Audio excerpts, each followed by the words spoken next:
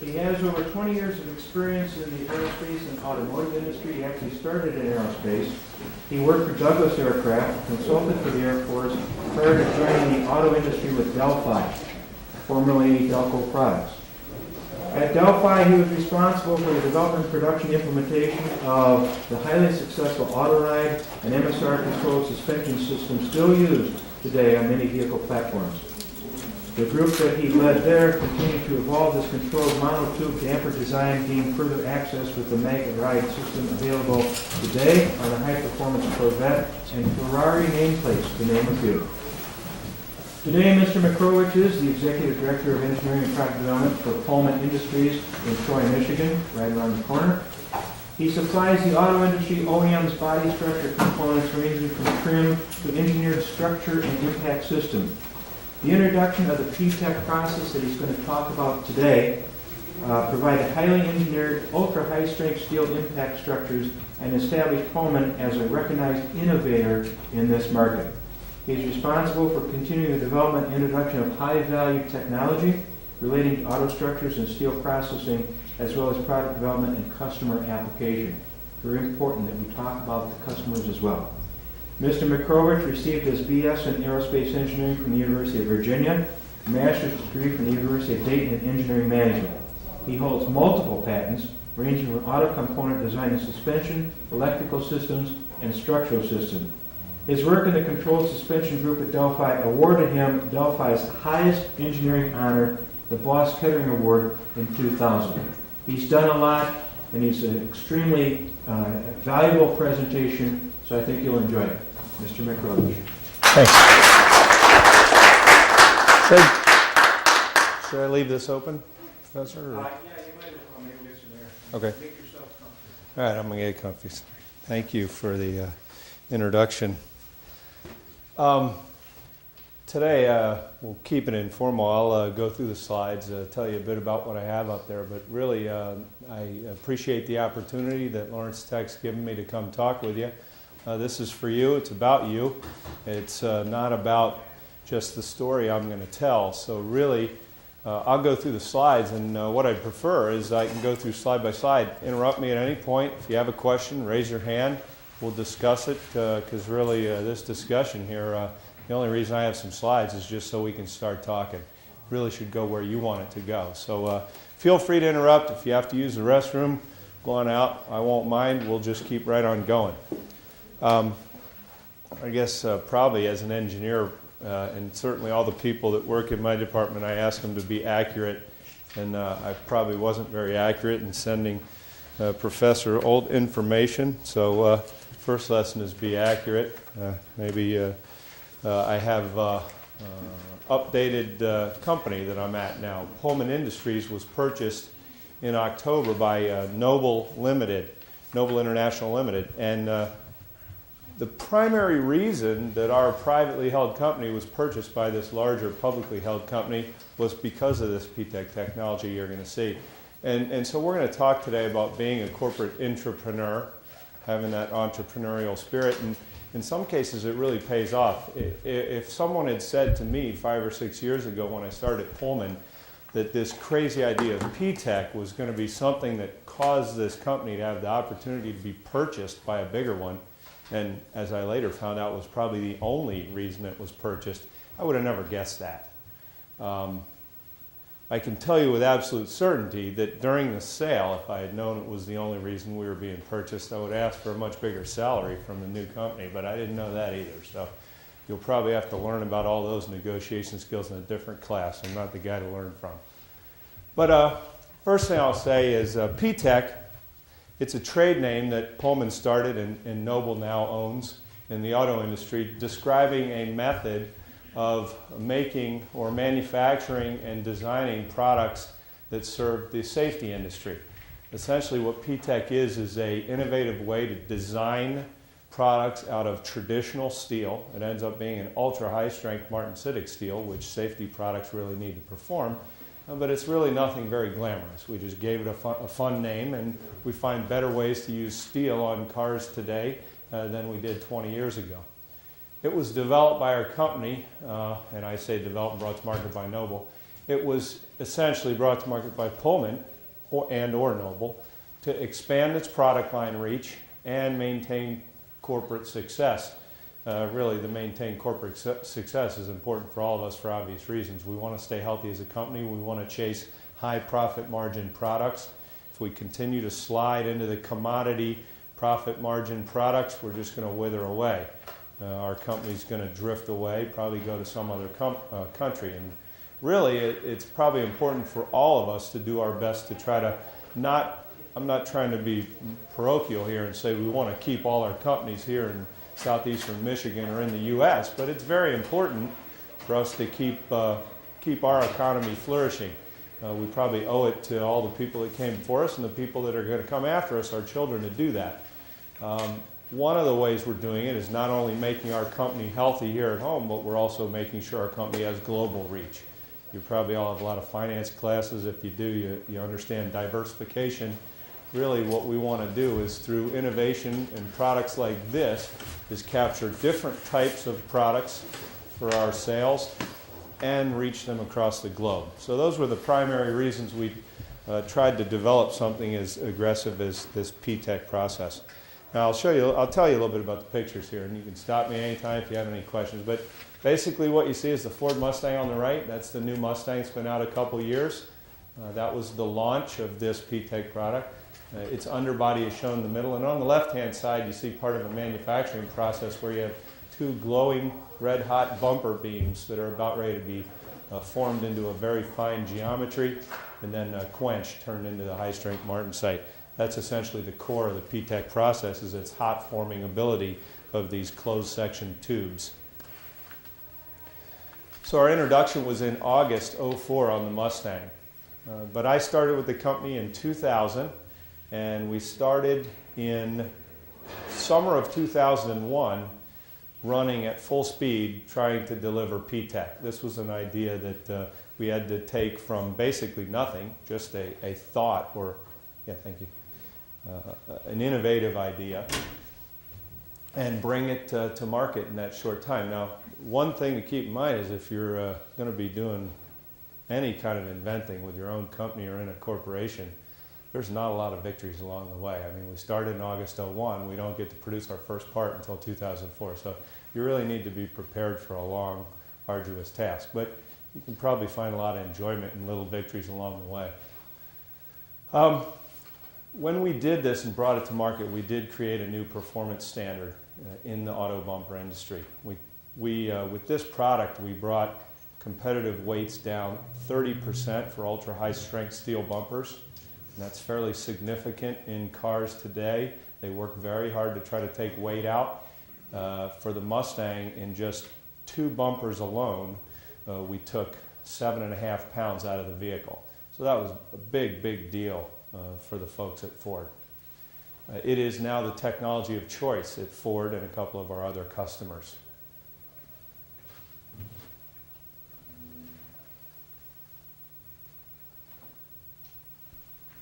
Now, we added a new plant in Butler, Indiana to house this product. And we had an existing plant in Butler, Indiana, but we picked the option of building onto this plant because we wanted it to have its own area.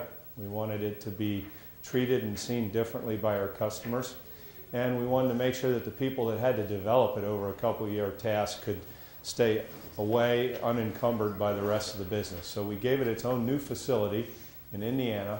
There's 4 lines planned to go in that would make a total of 5 million bumpers per year. Right now we're filling up the first line of 4 that the floor space is ready for.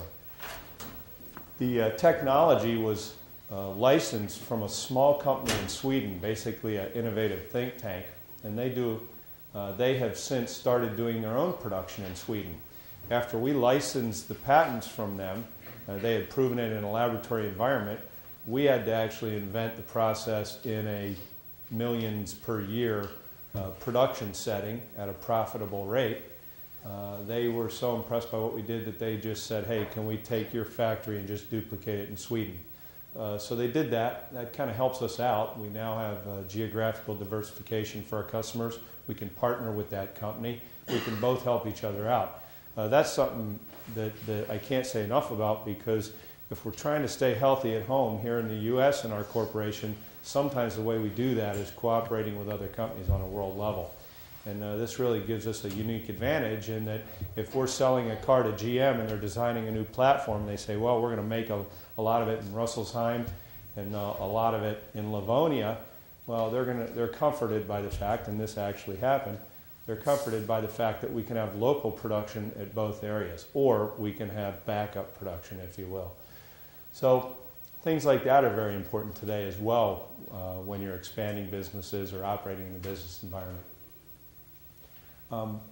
This process to date certainly went better than everybody in our company expected it would. It's meeting and exceeding all targets that we set for the project itself, its timeliness, its manpower loads, its launch costs, and in production as far as its production rate, its quality metrics, and never forget profitability. I guess that's why we all do this. That's the number one measure. It's amazing how if something's meeting its profitability targets, you can probably not be meeting a lot of the other targets, and you're not going to hear about it. So, but in this case, we met them all, and I think that's very important.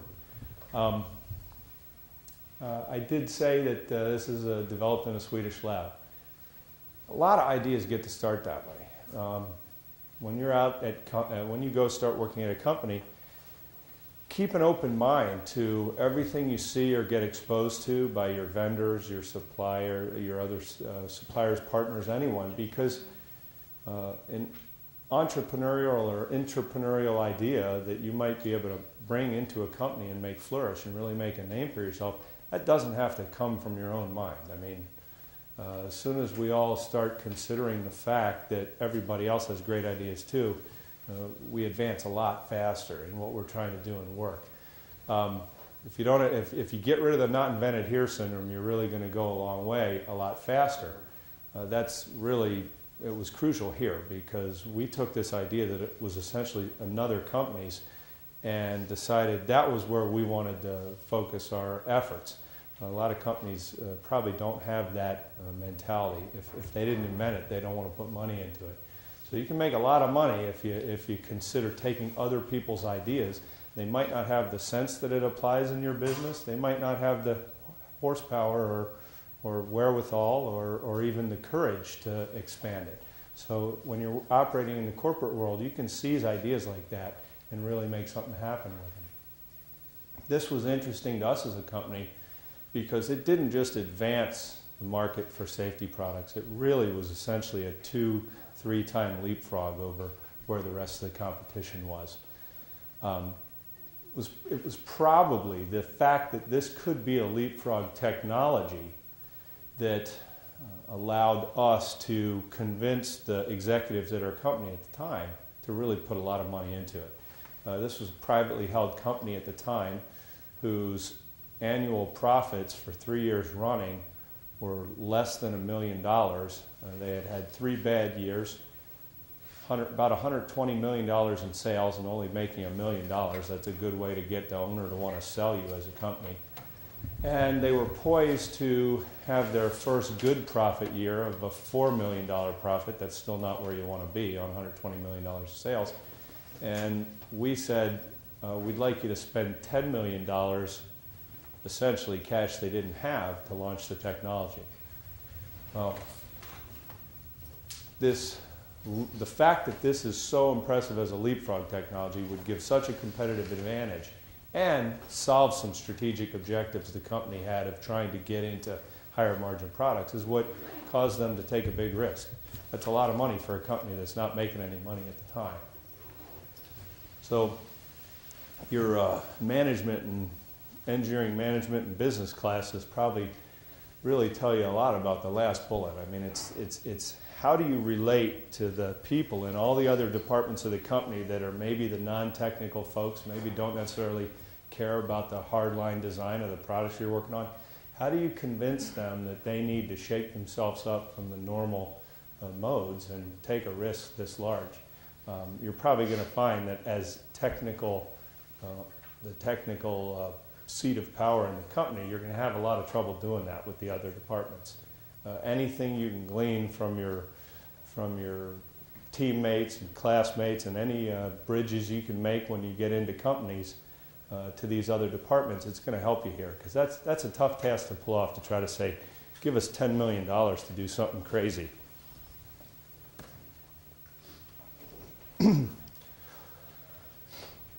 Okay, why do we want to innovate? Certainly it's a daunting task when everyone says it's not possible to do this.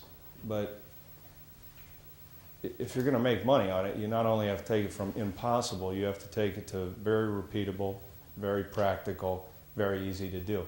There's a long gap in between there. Why? It really was essential. Our company was going to die if we didn't do something this dramatic. Survival and economic health can't be, overstated. Now that's just a small company, but essentially it's really what every company has to do and has to think like to keep our entire region of Southeast Michigan healthy, to keep the United States healthy, really the global economy. I mean, it all ties in. If we all operate that way, we're going to be better off. Standard of living comes up for everybody. So, yeah, we were just one little company, and we did it because we had to. But it's really a good motivation for every department of our company.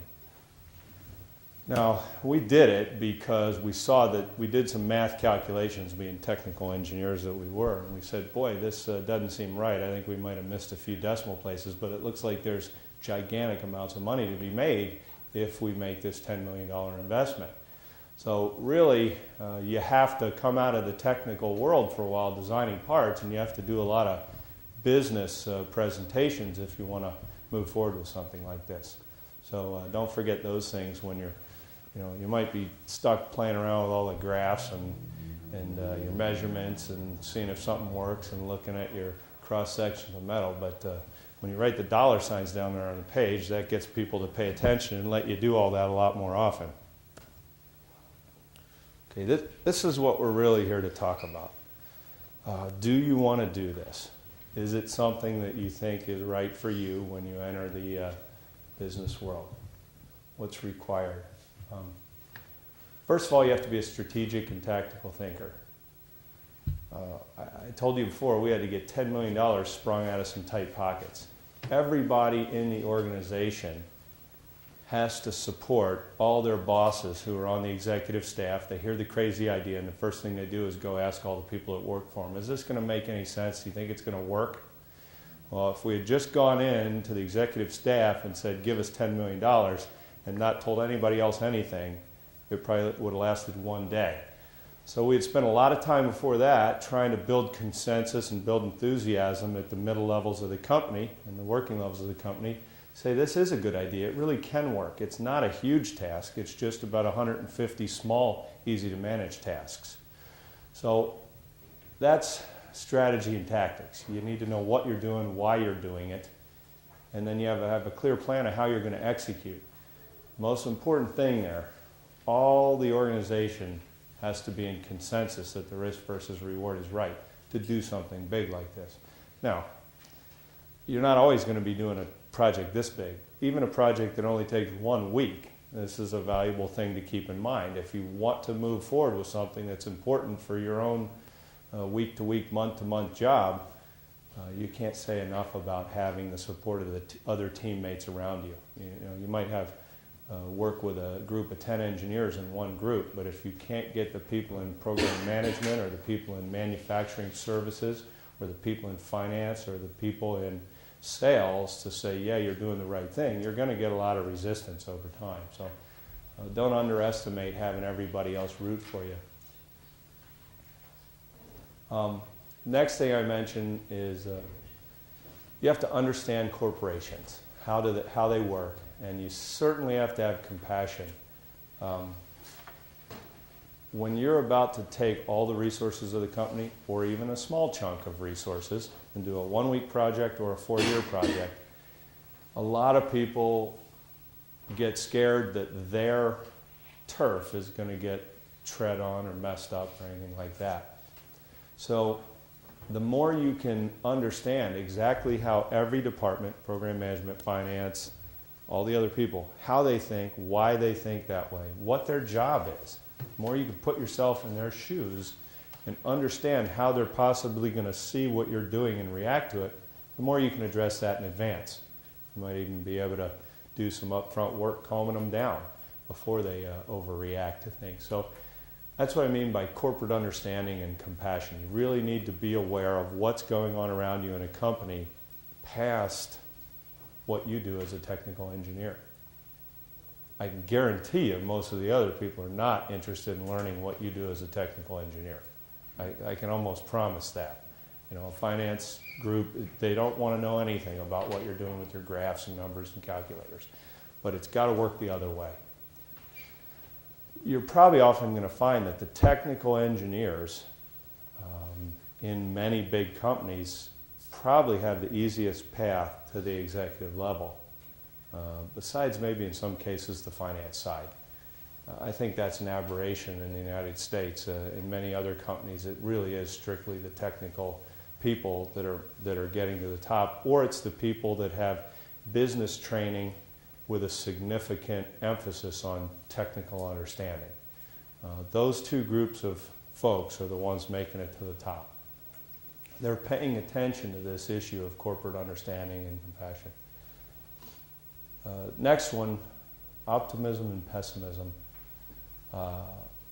Certainly in a long-term risky project like this, you have to have a clear vision of what you know the successful point is that you're trying to reach. That's always your guiding beacon. But you have to be prepared for a million roadblocks. I mean, these are roadblocks that you're going to have enough just trying to solve hard technical problems, and you're getting great training to solve those problems here at the university. Technical problems are out there every day, all day long, and as soon as you solve one, there's another one right after it. But a lot of other roadblocks come up, and that's the people part I talked about. Dealing with your teammates, dealing with everybody else in the company. Those are the roadblocks that are going to throw you faster than the technical ones. Technical ones, you just put your brain to it and you'll get it right. The other ones definitely defy logic. But you have to be prepared for them. Know what you're trying to do. Know where your successful point of point in the future is. But be ready for just having to bull along for a long time on it.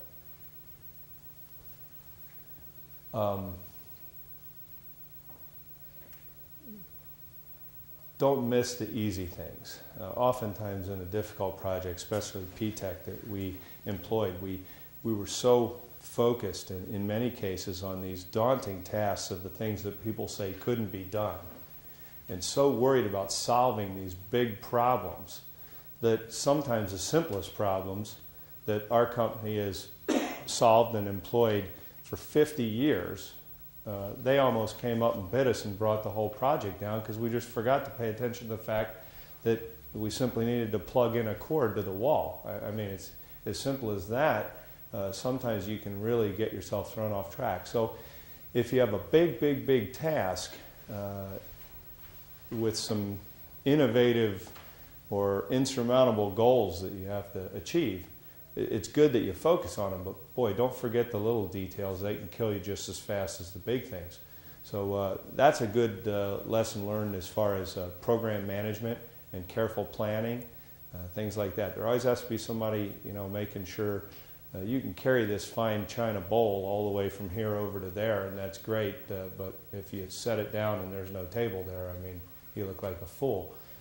So you really have to balance the obvious stuff with the main task at hand.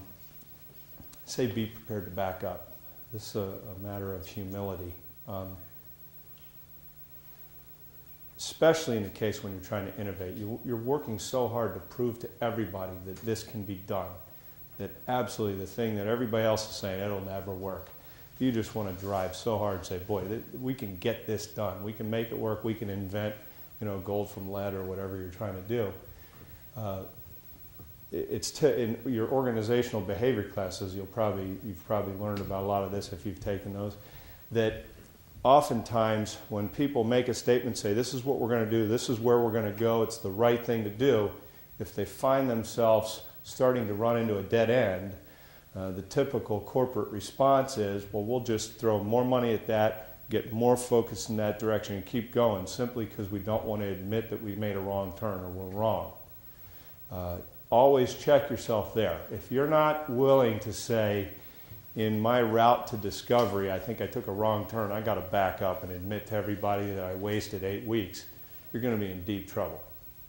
Because I guarantee you, it's better to admit that, back up to where you know you were on the right path and then keep going, than trying to bull ahead from a wrong path and get back on the right one. It just won't work. It's going to waste resources, it's going to waste your time, it's going to ruin your credibility.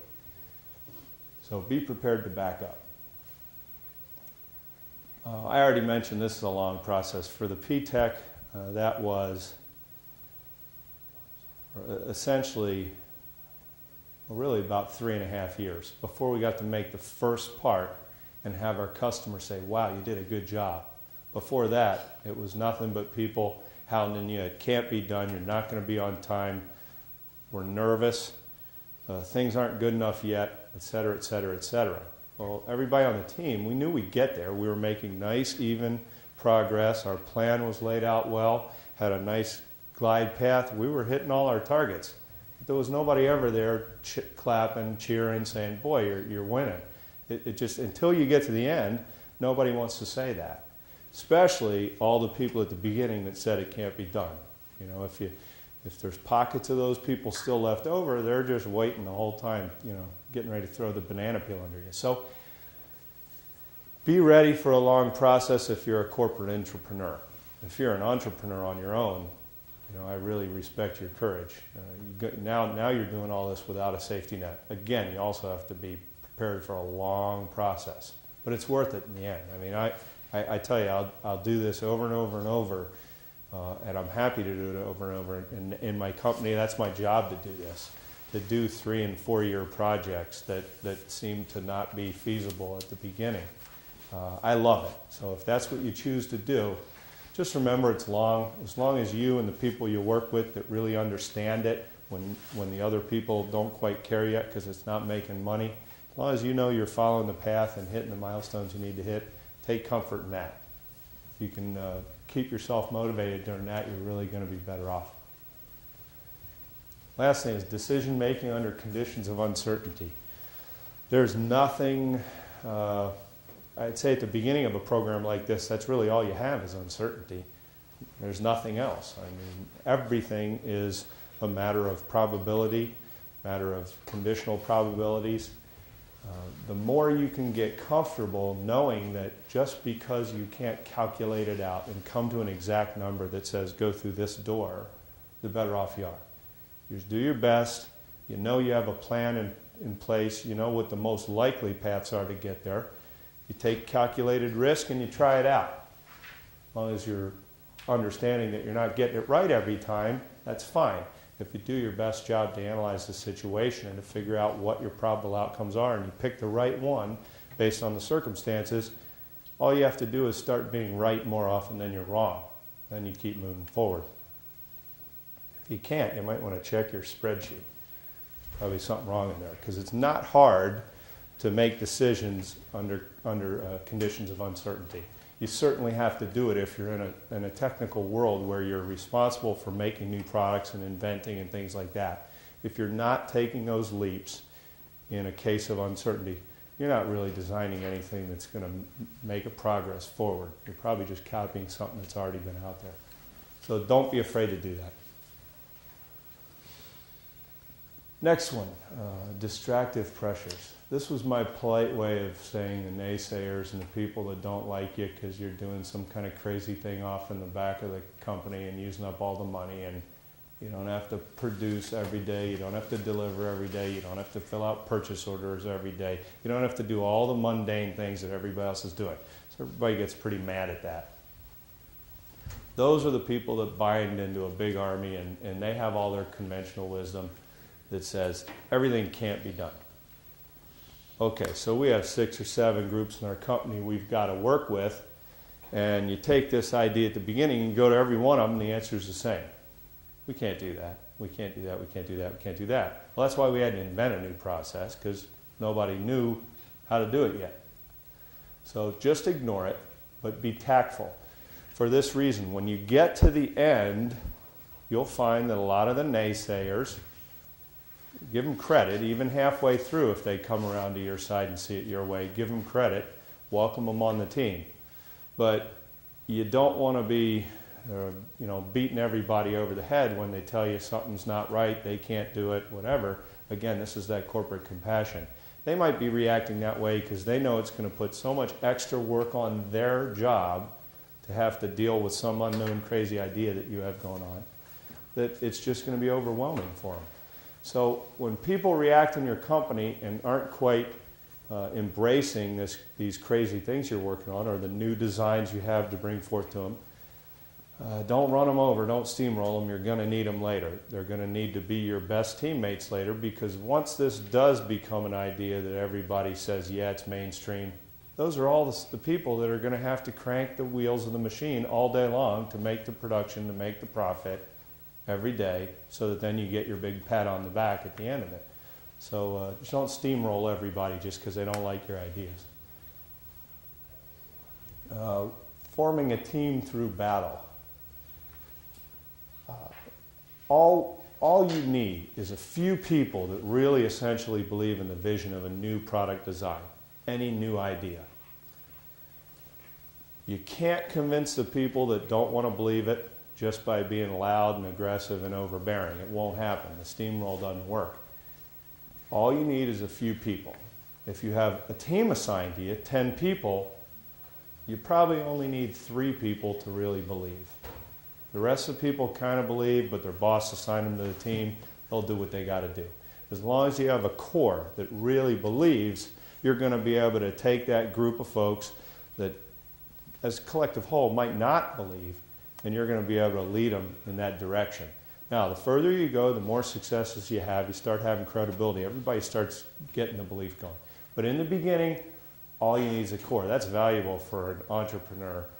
External. I mean, sometimes in small companies, you're the only core. There's one person. Even the 4 people that are hanging around you because you're paying their paycheck day to day, they probably don't believe it, but they just want the paycheck. But eventually, as it starts working, they're going to start believing you. So if the core is just you, that's fine. In a bigger company, if you've got a big group, you probably need 30% or so, 25 to 30% as a believing core. And if you have that nucleus, you can control the rest of the team, and the wheels won't fall off the bus.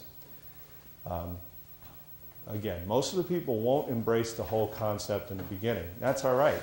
The 7 out of 10 people that don't embrace it, they might just embrace one little part of it, and maybe not the rest. That's all right. You can work with it. Don't push it too hard.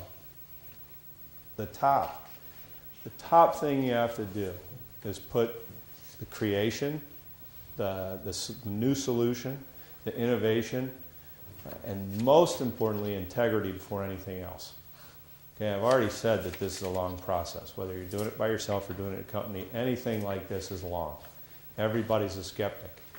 But in your haste, because you truly believe this will work, just to get to the next step, never, ever compromise your values. I mean, that's going to cut you down faster than anything else in the project.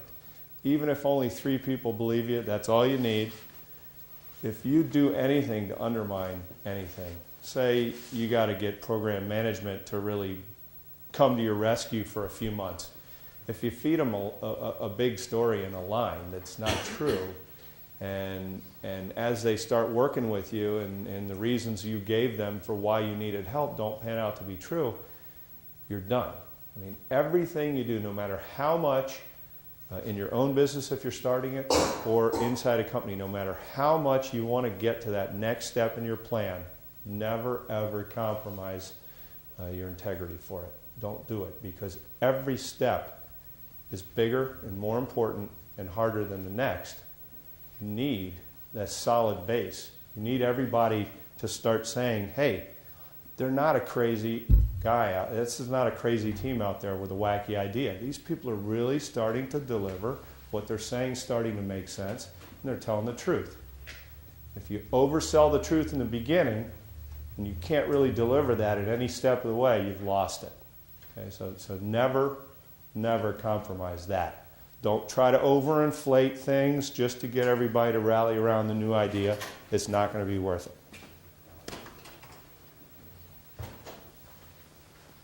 Oh, okay, I knew I had that coming up next.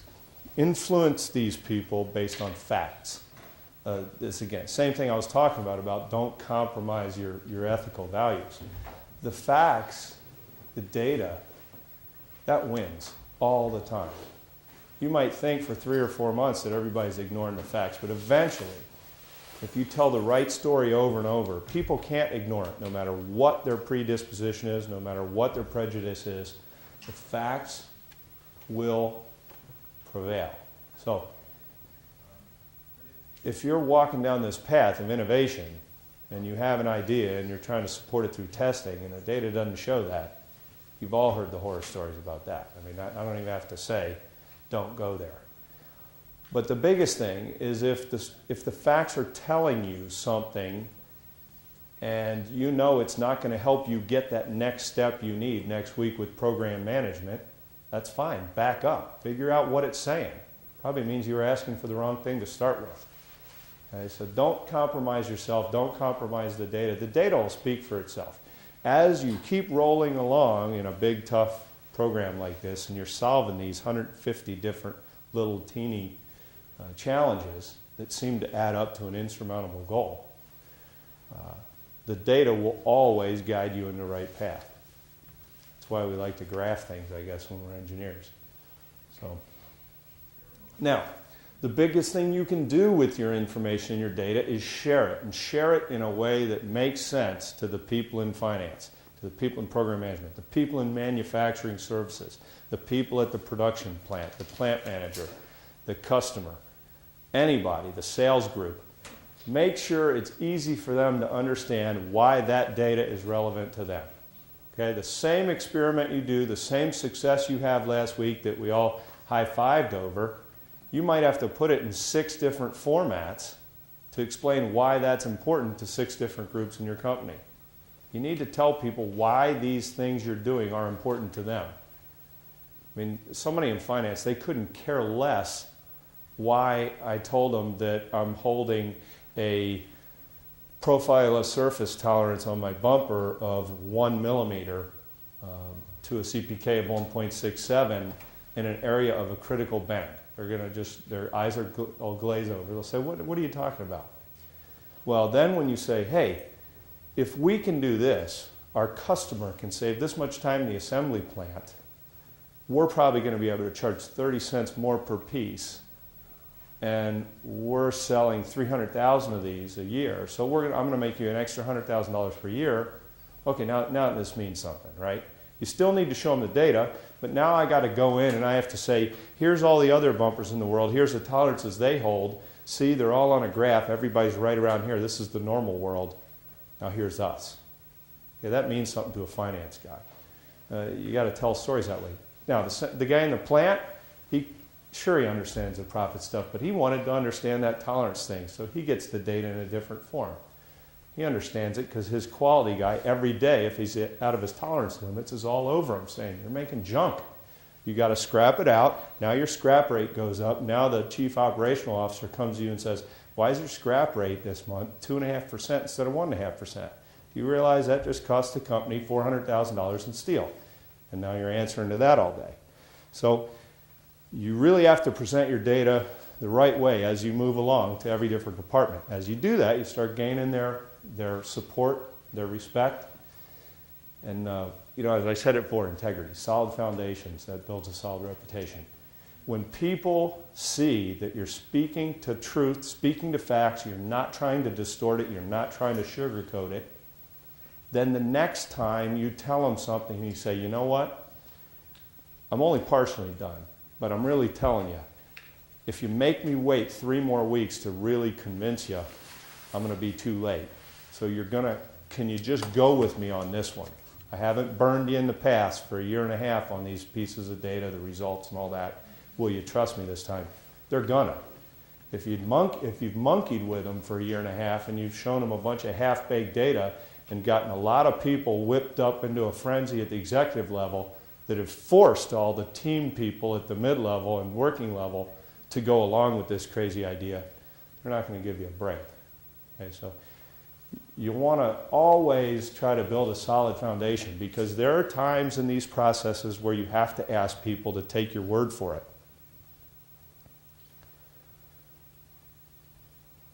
Your efforts generate friction.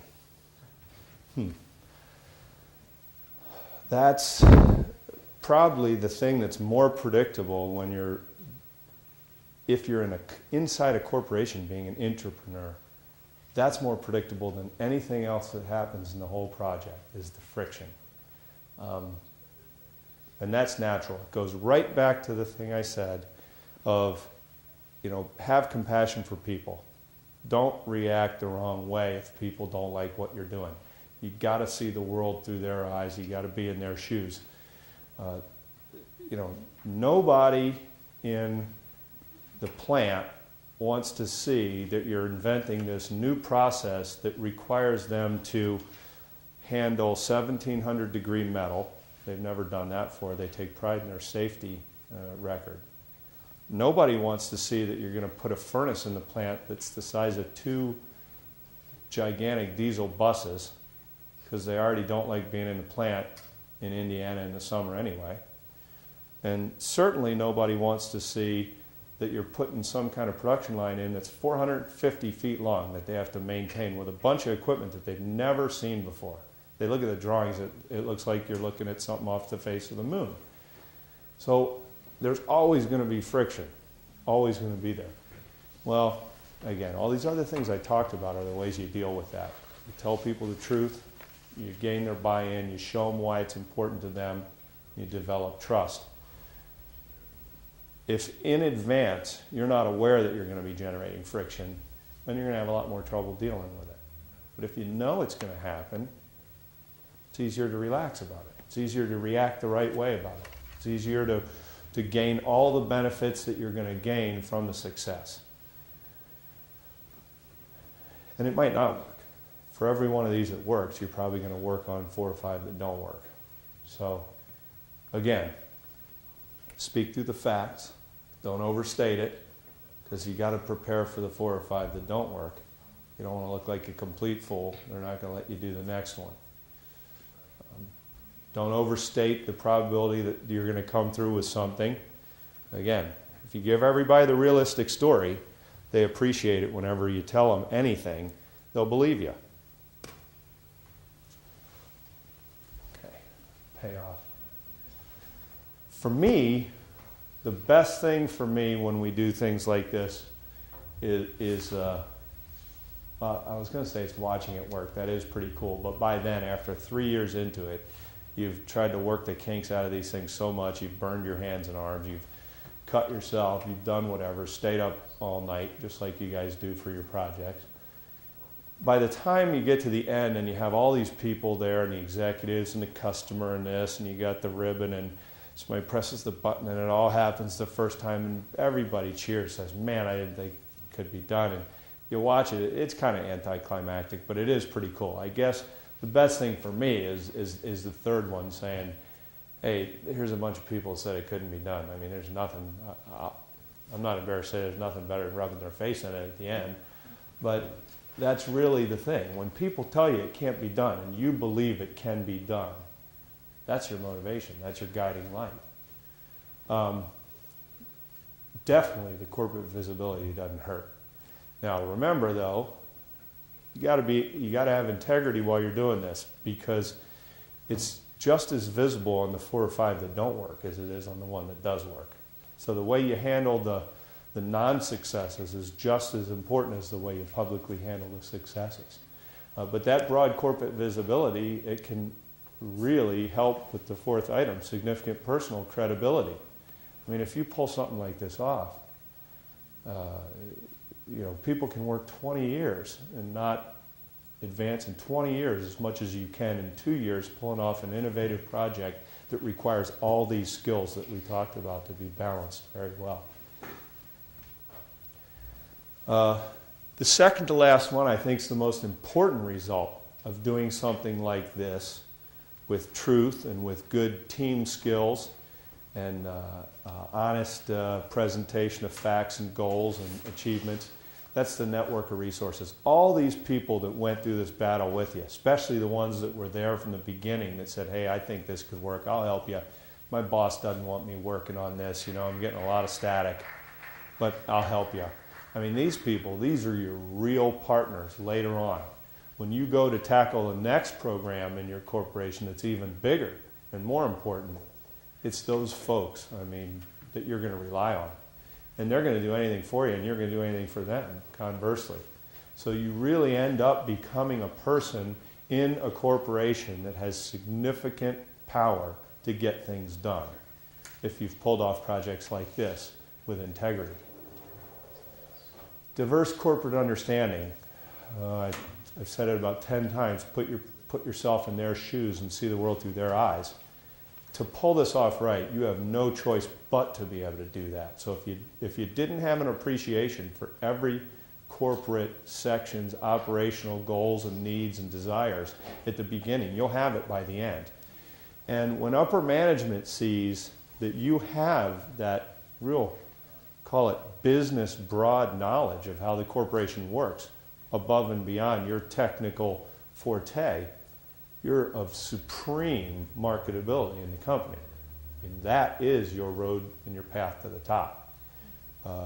Nobody needs somebody that's an executive leader that doesn't understand how their department helps, interacts with, and feeds from every other department in the company. It's just impossible. You're not going to make it at that level if you don't have all of those pieces of understanding.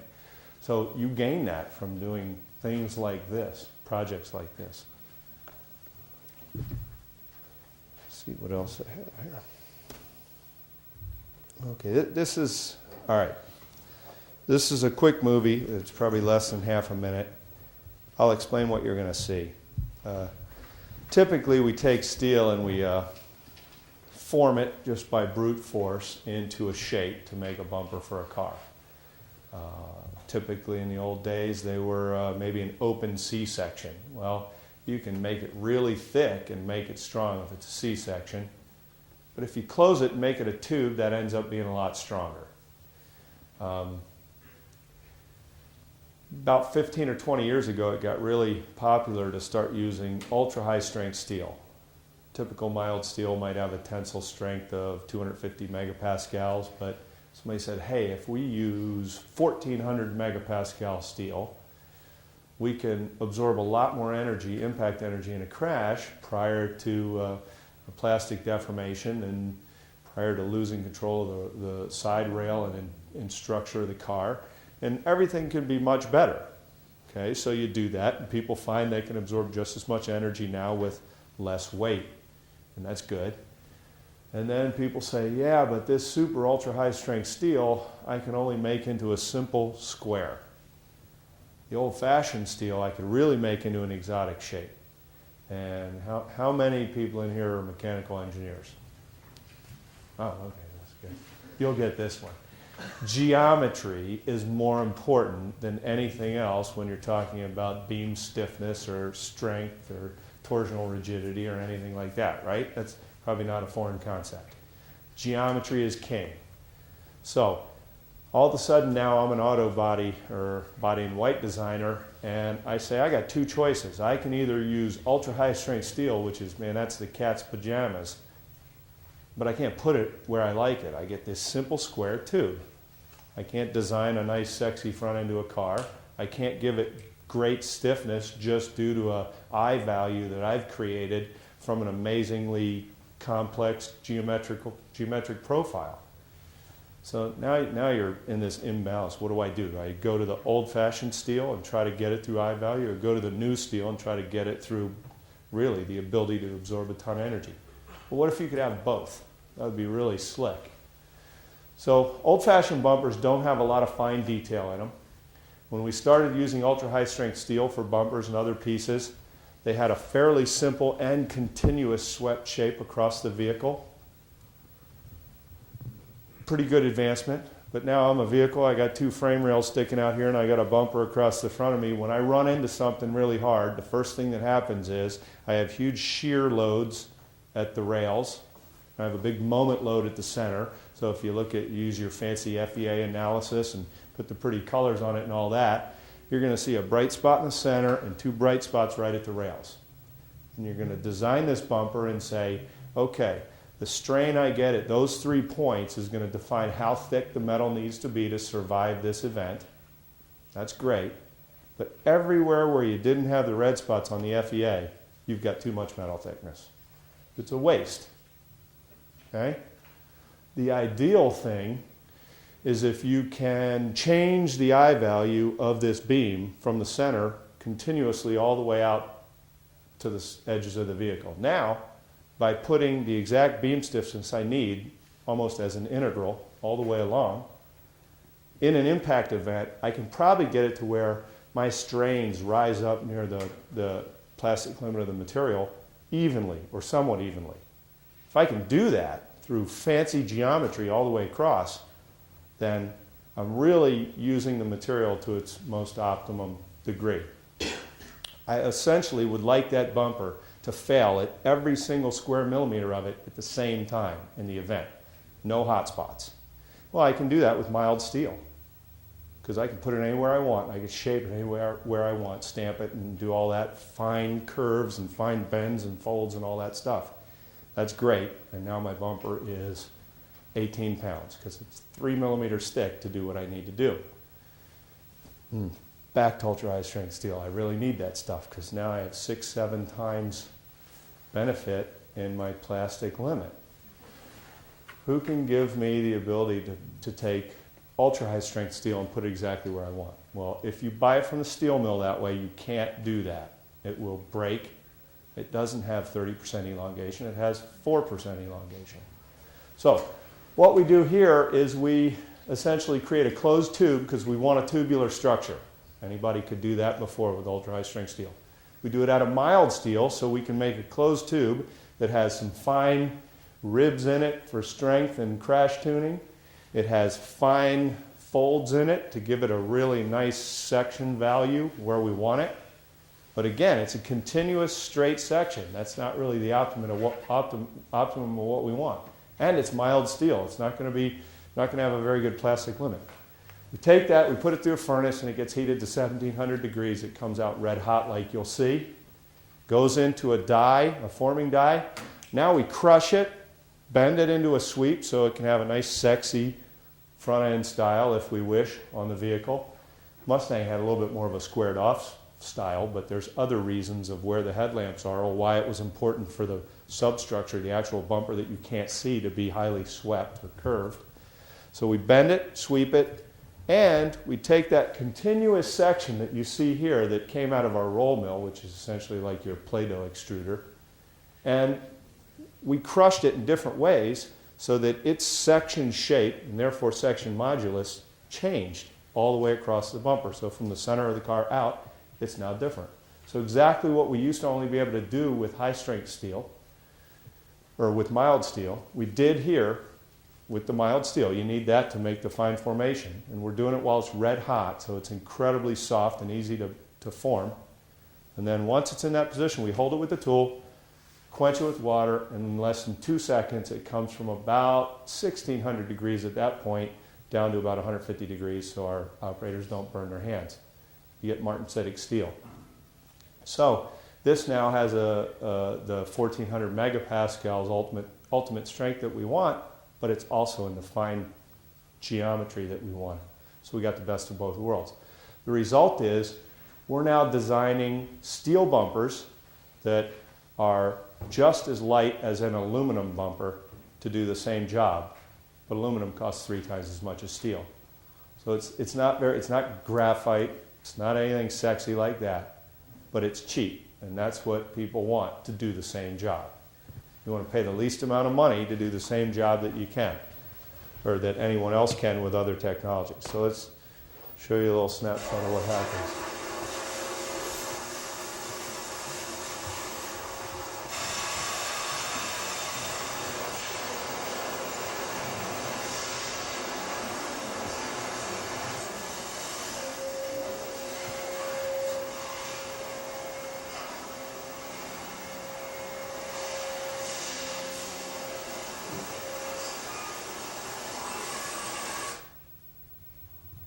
That's it.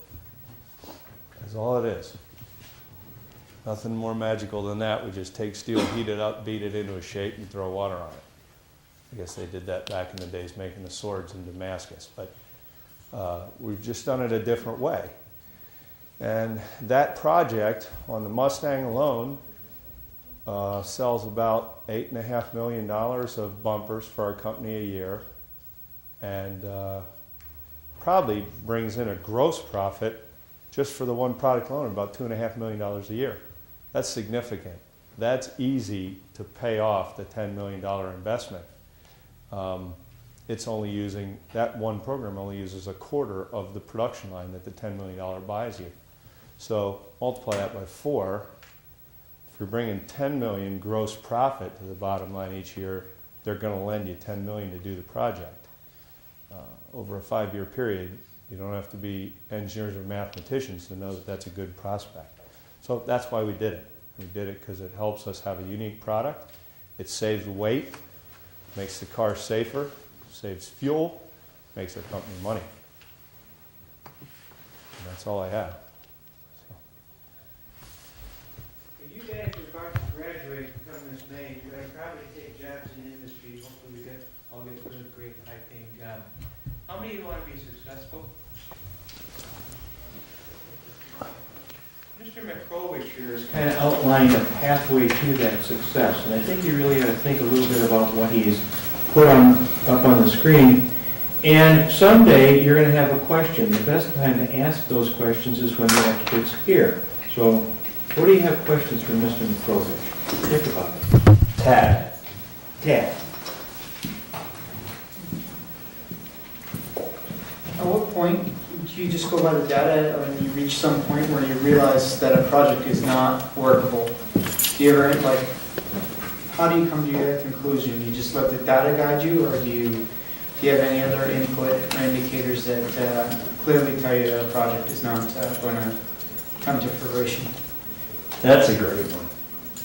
I can say it all day long up on a chart to say, don't be afraid to back up. But I'll tell you what, anybody that has the intrapreneurial or entrepreneurial spirit also has, with the drive and will to get something difficult done, you have a bit of an ego you're trying to protect.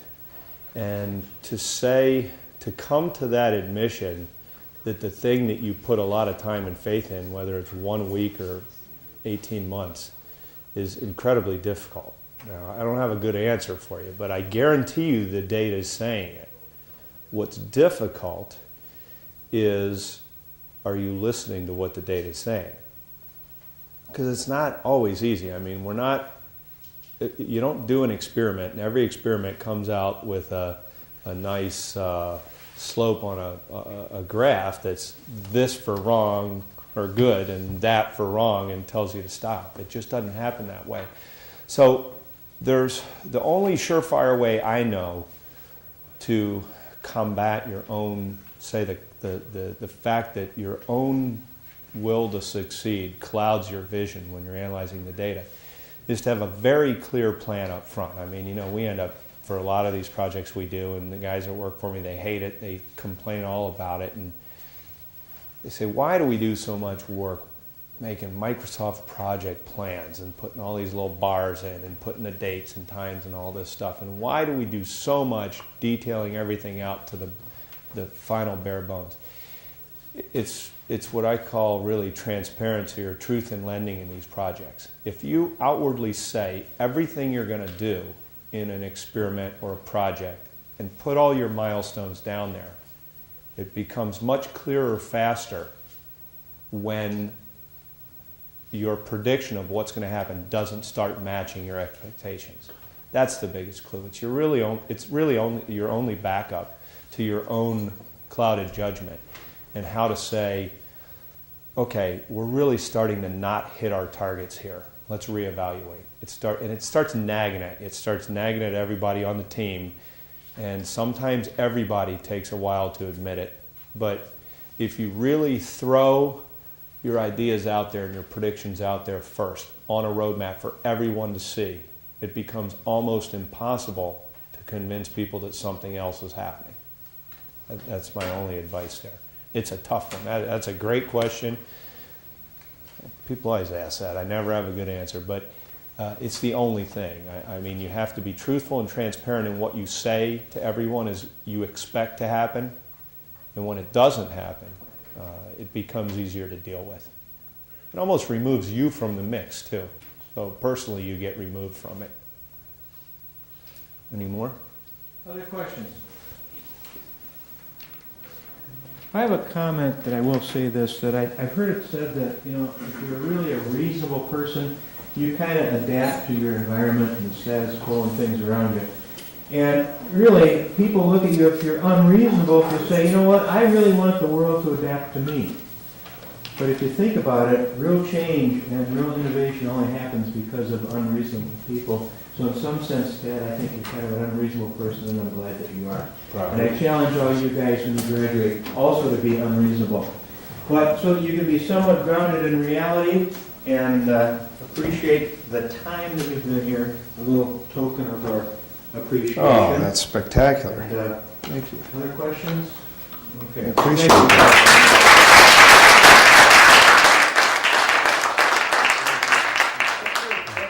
Thank you very much for your time. Good luck, and good luck with the rest of your projects.